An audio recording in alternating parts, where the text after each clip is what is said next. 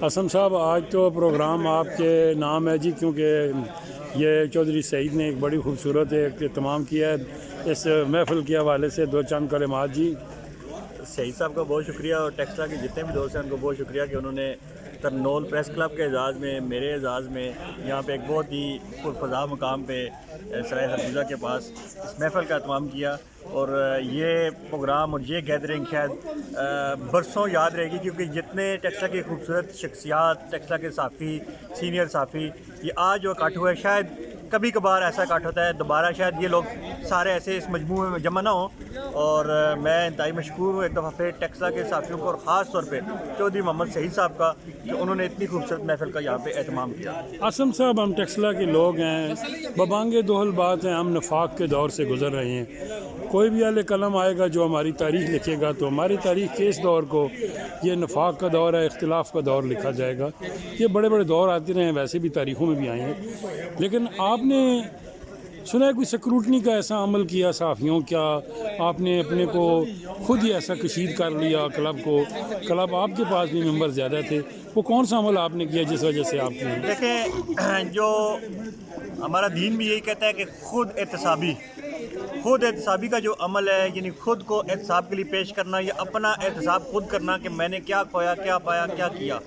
तो अल्हम्दुलिल्लाह हमारे तरनोल प्रेस क्लब में स्क्रूटनी का अमल हुआ। इलेक्शन से कबल कमेटी बनी, उस कमेटी ने स्क्रूटनी का जो सारा प्रोसेस किया, उसमें अल्हम्दुलिल्लाह मैं जिस दिन हम सबकदोश हुए, मेरी सदारत ख़त्म हुई, तो अगले ही दिन स्क्रूटनी कमेटी के सामने मैं बतौर मेंबर पेश हुआ, उनको सवालों के जवाब दिए। और गो के सारे ज़माने को पता है कि हम एक प्रैक्टिकल अल्हम्दुलिल्लाह वर्किंग जर्नलिस्ट हैं, साफ़ी हैं, काम कर रहे हैं। उसके बावजूद कमेटी ने हमसे हमारा अदारा पूछा, तरनोल के लिए खिदमात पूछी, साफ़ी हमारी खिदमात पूछी, अवामी इश्यूज़ को आपने कैसे हाईलाइट किया, उस पर क्या एक्शन हुई, ये सारे इन सवालों के जवाब ना सिर्फ ये दिए, बल्कि ऑन द स्पॉट उन्होंने हमारे हर मेंबर से तहरीरी कोई ना कोई ख़बर लिखवाई कि यार वाकई ये प्रॉपर जर्नलिस्ट हैं, इनके पास एक कलम की ताकत है, लिख सकते हैं, बोल सकते हैं। तो ये सारा अल्हम्दुलिल्लाह बड़ा खुश आइंद अमल है। कुछ दोस्त शुरू में हमारे घबरा रहे थे, मगर मैंने कहा हमने, क्योंकि हम एक साफ़ी है, हमारा काम है लिखना, हम स्क्रूटनी कमेटी के सामने पेश होंगे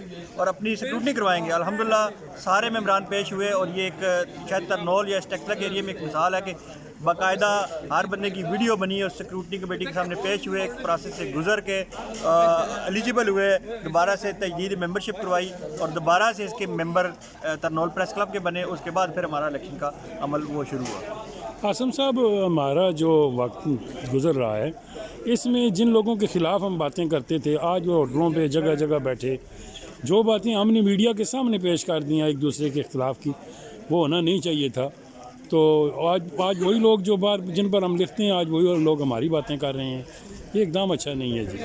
ये जो आपने बात की, ये इसको मैं अगर पॉजिटिव सेंस में लूँ, तो अगर आप किसी के बारे में लिखते हैं, किसी के ख़िलाफ़ लिखते हैं, और कल को अगर वो इस चीज़ को यानी वो एक्सेप्ट करता है, कबूल करता है, तो इसका मतलब है कि आप राइट पे हैं और आपने जो लोगों की आवाज़ बने, जो आपने इश्यूज़ उठाए या जिनके अगर ख़िलाफ़ बात की, ख़िलाफ़ का ये मतलब नहीं है कि आपने किसी की ज़ातियात पे, अगर किसी आपने साफ़ी के खुदा नखास्ता किया कि वो बेहतर अंदाज में माशरे की आँख बने, माशरे के कान बने, माशरे की जो कुछ ऐसी चीज़ें उसको हाईलाइट करे। अगर किसी सियासतदान के बारे में की, तो उसके लिए बेहतरी के लिए की कि वो जो उसके पास पावर है उसको इस्तेमाल करते हुए आवाम के लिए, शहरियों के लिए वो बेहतर सहूलियात फराहम करें।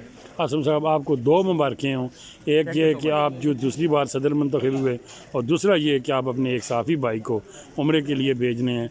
ये हम आप दीनी शऊर को भी साथ उजागर कर रहे हैं, और मजहबी रहनुमाई जो है हमारी दुनिया व आखिरत का संवार सकते हैं। बहुत बहुत मेहरबानी। Thank you so much.